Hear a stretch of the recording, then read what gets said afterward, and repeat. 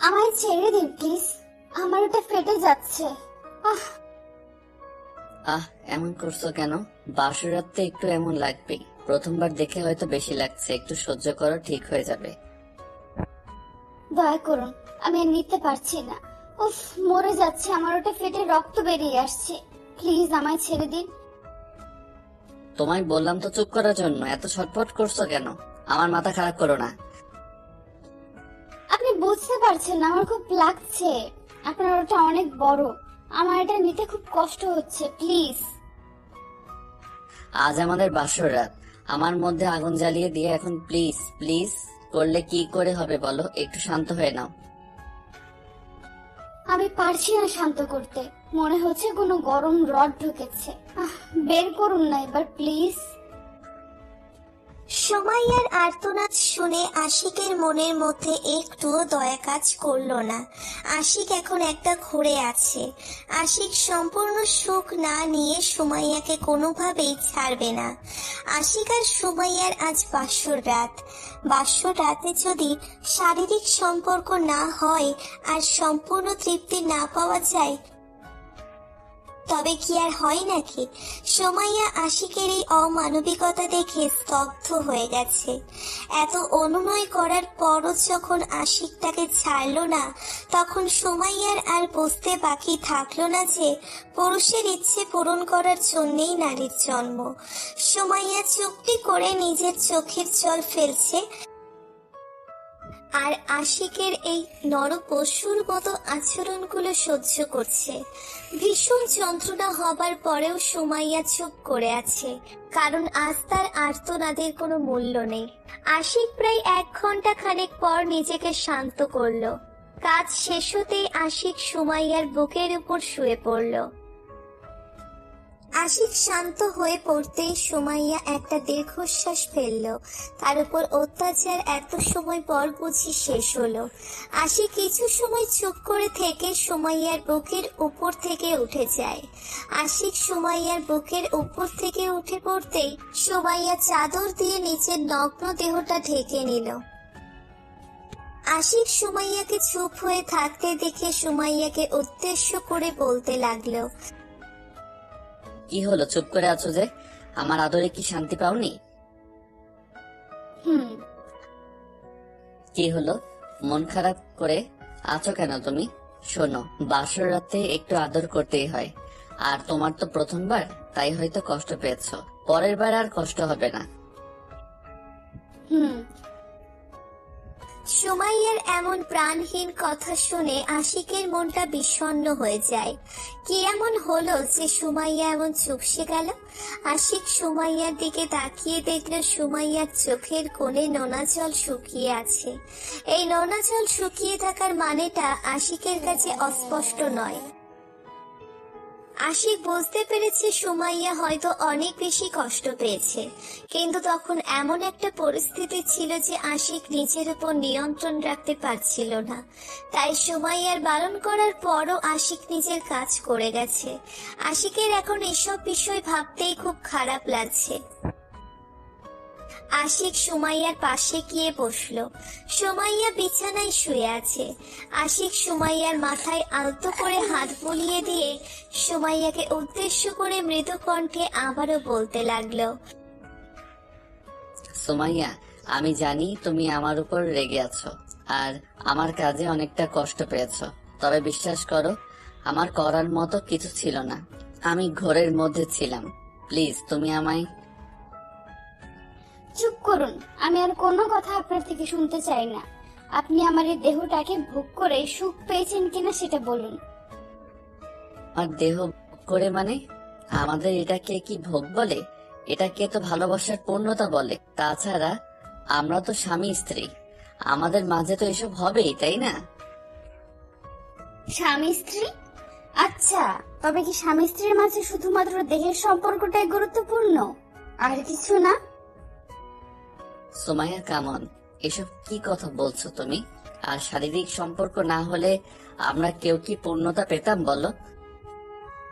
Please দয়া করে এটাকে ভালোবাসার পূর্ণতা বলে ডাকবেন না। ভালোবাসা সেটাই যেখানে দুজনের ইচ্ছে থাকবে, দুজন দুজনকে বুঝবে আপনি আমার ইচ্ছের বিরুদ্ধে গিয়ে আমায় জোর করে করেছেন। এটাকে ভালোবাসা বলিয়েন না প্লিজ। সুমাইয়া, আমি জানি আমি যেটা করেছি সেটা আসলে করাটা উচিত হয়নি, তবে আমার দিকটা একটু ভাবো প্লিজ। তাছাড়া প্রথমবার দেখে হয়তো তোমার কষ্টটা বেশি হয়েছে, কিন্তু এরপর থেকে আর কষ্ট হবে না, বিশ্বাস করো। আচ্ছা তাই নাকি? ওকে, তাহলে এক কাজ করুন, আবার আমায় ভোগ করুন, দেখি এবার কেমন সুখ পাই। মানেটা তো সহজ, আপনি আবার আমায় ভোগ করুন, তারপর দেখি কেমন সুখ আসে। আপনার ইচ্ছেটা আবার পূর্ণ হবে। নিন, করুন আবার। সুমাইয়া কথাটা বলতেই নিজের শরীর উপর থেকে চাদরটা সরিয়ে দিল। চাদরটা সরিয়ে দিতেই আশিকের চোখের সামনে সুমাইয়ার দেহটা আবারও উন্মুক্ত হয়ে যায়। আশিক সুমাইয়ার নগ্ন দেহটার দিক থেকে নিজের চোখ নামিয়ে ফেলল। সুমাইয়ার চোখের কোণে জমে গেল নোনা জল। আশিকের বুকটা যেন ফেটে যাচ্ছে। আশিক এসব সহ্য করতে পারছে না, আর করবেই বা কেমন করে। নিজের ভালোবাসার প্রিয় মানুষটি যদি নিজের কোনো আচরণে কষ্ট পায়, সেটা দেখাটা অনেক কষ্টকর। যেমনটা সুমাইয়ার চোখে জল দেখে আশিকের কষ্ট হচ্ছে। আশিকের বারবার মনে হচ্ছে সে অপরাধী। আশিক কোনো কথা বলার ভাষা খুঁজে পাচ্ছে না। সুমাইয়া আশিককে এমন নিশ্চুপ দেখে আশিককে উদ্দেশ্য করে তাচ্ছিল্য করে হেসে বলতে লাগলো, কি হলো? এমন করে বসে থাকলে হবে? আমি তো একটা ভোগ করার পণ্য। আমায় ভোগ না করলে কেমন করে হবে? আমি রেডি আছি, আমায় ভোগ করুন।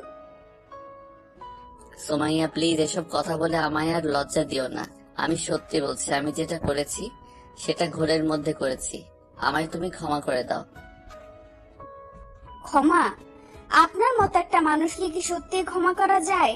আপনি বুকে হাত দিয়ে বলুন তো, আপনি কি ক্ষমা পাবার যোগ্য? ঠিক বলেছো। আমি মানুষ না, আমি একটা অমানুষ। পারলে আমায় মাফ করবে, আর কিছু বলার নেই আমার। আশিক কথাটা বলে সুমাইয়ার পাশ থেকে উঠে পড়ল। সুমাইয়া আশিকের চলে যাওয়ার দিকে একবারও তাকালো না। আশিকের আচরণে সুমাইয়ার বুকটা ফেটে গেছে। সুমাইয়ার মনের মধ্যে যে আঘাত লেগেছে সেটা কোনো কিছুতেই সারবে না। আশিক চলে যেতেই সুমাইয়া বিছানা থেকে উঠে পড়ল। চাদরটা নিজের শরীর থেকে নামিয়ে নিতেই সুমাইয়ার বুকের মাঝে ছ্যাদ করে উঠল। সুমাইয়া দেখলো বিছানার বেশিরভাগ জায়গায় রক্তের দাগ লেগে আছে। রক্তের দাগগুলো দেখে সুমাইয়ার মনে পড়ে যায় আশিকের সেই নির্মমতার কথা। সুমাইয়া নিজের অজান্তে কেঁদে ফেললো। অনেক কষ্ট করে সুমাইয়া চলে যায় ফ্রেশ হয়ে নিতে। একটা লম্বা শাওয়ার নিয়ে সুমাইয়া রুমে ফিরে আসলো। রুমে এসে সুমাইয়া দেখতে পেল আশিক বসে আছে বিছানার উপর। সুমাইয়া আশিককে দেখতে পেয়ে কোনো শব্দ করলো না। চুপ করে সুমাইয়া বিছানার দিকে এগিয়ে যেতেই আশিকের চোখ পড়ল সুমাইয়ার দিকে। আশিক সুমাইয়াকে দেখে সুমাইয়াকে উদ্দেশ্য করে বলে উঠল, তুমি এসেছো? শোনো, আমি তোমার জন্য এই মেডিসিন গুলো নিয়ে এসেছি, এইগুলো নাও। কিসের মেডিসিন? আমার কোনো মেডিসিন লাগবে না। তুমি সবসময় এমন করো কেন? আমি জানি আমি খারাপ, আমার সাথে ভালো করে কথা বলা যায় না, তবে এখন তো আমি তোমার ভালোর জন্যই বলেছি। আমার ভালো নিয়ে আপনাকে ভাবতে হবে না। আপনি যে কি সেটা আমার জানা আছে। দয়া করে আমায় ফোর্স করবেন না। সুমাইয়া, আমি তোমায় ফোর্স করছি না, আমি তোমায় এই মেডিসিন গুলো দিতে এসেছি। যদি বিশ্বাস করো খেতে পারো। আসছি আমি। আসছেন মানে? এই রাতে আপনি কোথায় গিয়ে থাকবেন? সেটা নিয়ে তোমায় ভাবতে হবে না। এই দুনিয়ায় জায়গার কি অভাব আছে নাকি? আমার জন্য একটা জায়গা ঠিক হয়ে যাবে। আশিক কথাটা বলতে সুমাইয়ার সামনে দিয়ে হনহন করে চলে যায়। আশিক সুমাইয়ার রুম থেকে বেরিয়ে যেতেই সুমাইয়া রুমের দরজাটা বন্ধ করে দিল। ভালোবাসার নামে আশিক সুমাইয়াকে যেই কষ্টটা দিয়েছে তা মোটেও ভোলার মতো নয়। সুমাইয়া দরজা বন্ধ করে এসে মেডিসিনগুলো নিয়ে নিল। মেডিসিন নিয়ে সুমাইয়া বিছানায় শুয়ে পড়ল। ঘুমানোর চেষ্টা করার পরও কেন যেন সুমাইয়ার ঘুম আসছে না। সারা শরীরের মাঝে তীব্র যন্ত্রণা অনুভব হচ্ছে তার। এই যন্ত্রণাটা সুমাইয়াকে এক দণ্ডও শান্তিতে থাকতে দিচ্ছে না। সকাল হতেই আশিক সুমাইয়ার রুমের সামনে এসে দরজায় নক করলো। কিছু সময় পরে সুমাইয়া এসে দরজা খুলে দিল। আশিকের এত সকালে দেখে সুমাইয়া প্রশ্নসূচক কণ্ঠে আশিককে উদ্দেশ্য করে বলল, কি ব্যাপার, এত সকালে আপনি এসেছেন? সারা রাত কোথায় ছিলেন? কোথায় আবার, এই তো এখানেই ছিলাম আর কি। ঘুম ভালো হয়েছে তো তোমার?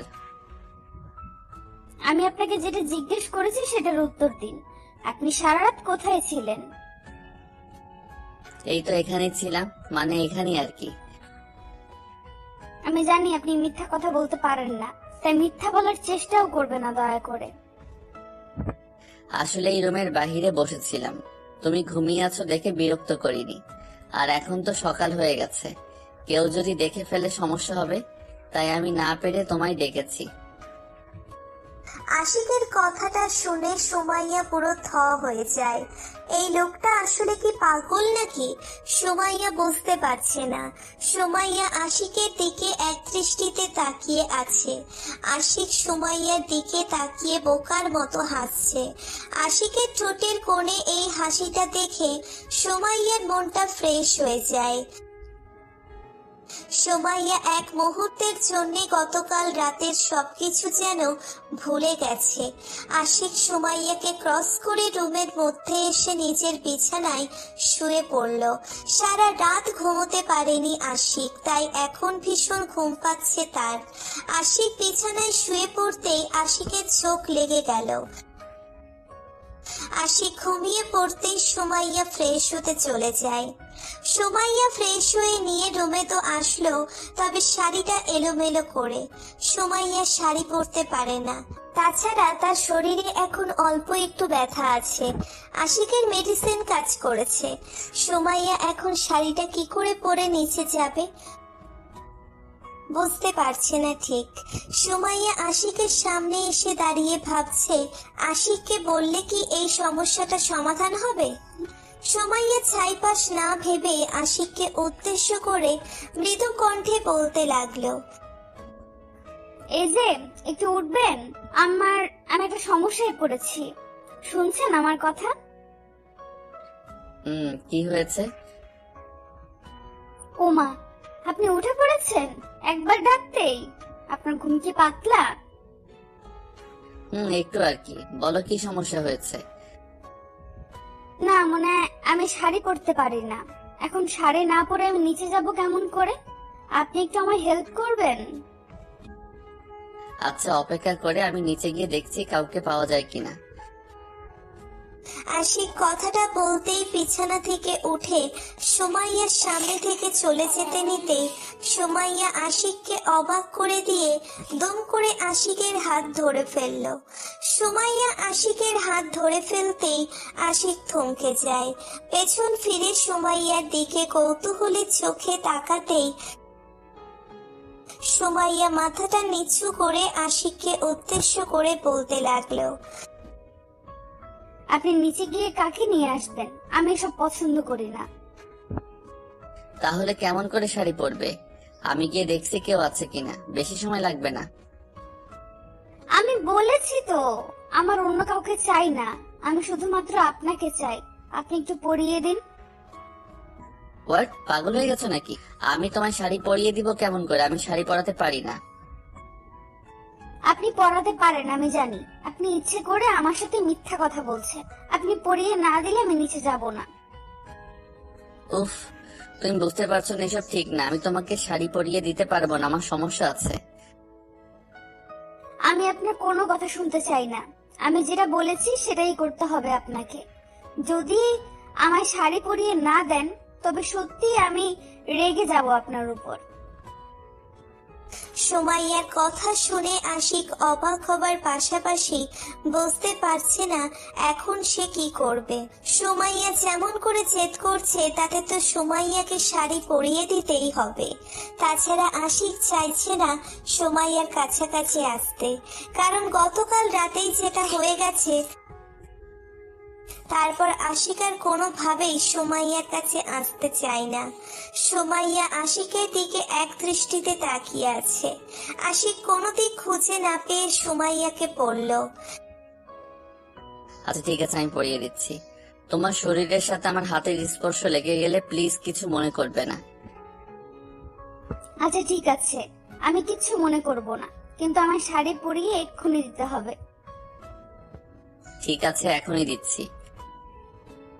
আশিক সুমাইয়াকে কথাটা বলতেই শাড়ি হাতে নিয়ে সুমাইয়াকে পরিয়ে দিতে লাগলো। শাড়ির ভাঁজটা খুলে আশিক সুমাইয়ার কোমরে পরপর শাড়ির অংশগুলো গুছিয়ে দিতে লাগলো। আশিক শাড়ির কুচি ধরে সুমাইয়াকে সুন্দর করে পরিয়ে দিতে লাগলো। আশিক সুমাইয়ার সামনে হাঁটু গেড়ে বসে আছে শাড়ির আঁচল ধরে। আশিক সুমাইয়ার শাড়ির আঁচল ধরে মাথা নিচু করে মন দিয়ে নিজের কাজটা করে চলেছে। ওইদিকে সুমাইয়া আশিকের দিকে এক দৃষ্টিতে তাকিয়ে আছে। সুমাইয়া মনের মধ্যে এক অদ্ভুত ভালো লাগা কাজ করছে। মনে হচ্ছে আশিকের এসব কাজ তার মনকে ভীষণ রকম ভাবে নাড়িয়ে দিচ্ছে। আশিক শাড়ির কুচি ঠিক করে সুমাইয়ার নাভির সামনে দিয়ে গেছে। দিতে নিতেই সুমাইয়া আশিকের চুলগুলো এক হাত দিয়ে শক্ত করে চেপে ধরলো। আশিক সুমাইয়ার মুখের দিকে তাকাতেই দেখতে পেল সুমাইয়া চোখ বন্ধ করে আছে। আশিক সুমাইয়াকে এমন অবস্থায় দেখে সুমাইয়াকে উদ্দেশ্য করে বলল, সব ঠিক আছে তো সুমাইয়া? এমন করছো কেন? সব ঠিক আছে। আপনার স্পর্শ পেলে আমার সারা শরীরের মধ্যে এক অদ্ভুত শিহরণ খেলে যায়। আমি পাগল হয়ে যাই। সহ্য করতে না পেরে আপনার চুল ধরেছি। বুঝেছি, সমস্যা নাই। কুচি গুজে দিলেই শেষ পড়ানো, নাও কুচিটা তুমি নিজেই পরে নাও। আপনি পরিয়ে দিন, আমি নিজে কিছুই করতে পারবো না। উফ, একটু তাড়াতাড়ি করুন না। আশিক সুমাইয়ার কথা মতো ভালো মনেই রূপার শাড়িটা সুন্দর করে সুমাইয়াকে পরিয়ে দিল। সুমাইয়াকে শাড়ি পরিয়ে দিয়ে আশিক সুমাইয়ার সামনে থেকে উঠে দাঁড়াতেই সুমাইয়া আশিককে ভীষণ অবাক করে দিল। সুমাইয়া কোনো কথা না বলে দুম করে আশিকের বুকে চলে আসলো। শক্ত করে আশিককে জড়িয়ে ধরে সুমাইয়া। আশিক সুমাইয়ার এমন কাজের মাঝে বুঝতে পারল না। কৌতূহলী হয়ে আশিক সুমাইয়াকে উদ্দেশ্য করে বলল, হঠাৎ করে এমন করছো কেন? আমি তো তোমার উপকার করেছি, আমি নিজের ইচ্ছায় কিছু করিনি। সরি তো, আমায় ক্ষমা করে দিন গতকাল রাতের জন্য, প্লিজ। গতকাল রাতের কথা আমার মাথায় নেই, আমি এসব ভুলে গেছি। না, আপনি ভুলে যাননি। আমায় আপনি ক্ষমা না করলে আমি আপনাকে ছাড়বো না, এমন করে জড়িয়ে ধরে রাখবো। পাগলি একটা, তোমার কোনো অপরাধ আমার চোখে পড়ে না। ভালোবাসি তোমায়। আমিও আপনাকে ভালোবাসি ভীষণ। সুমাইয়া আশিককে জড়িয়ে ধরে শান্তি নিতে লাগলো। ভালোবাসা এমনটাই হয়। প্রিয় ভালোবাসার মানুষটিকে একটু সময় দিন, তাকে বুঝতে দিন কোনটি ঠিক আছে কোনটি ভুল। জোর করে সব আদায় করা যায়, তবে ভালোবাসা নয়। এমন সব ভালোবাসাগুলো বেঁচে থাকুক প্রতিটি হৃদয়ে, বেঁচে থাকুক ভালোবাসা। আমাদের ভিডিওটি কেমন লেগেছে তা কমেন্ট করে জানাতে ভুলবেন না।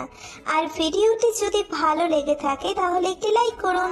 আর আমাদের ইওর ফিলিংস অফিসিয়াল চ্যানেলটি সাবস্ক্রাইব করে পাশেই থাকুন।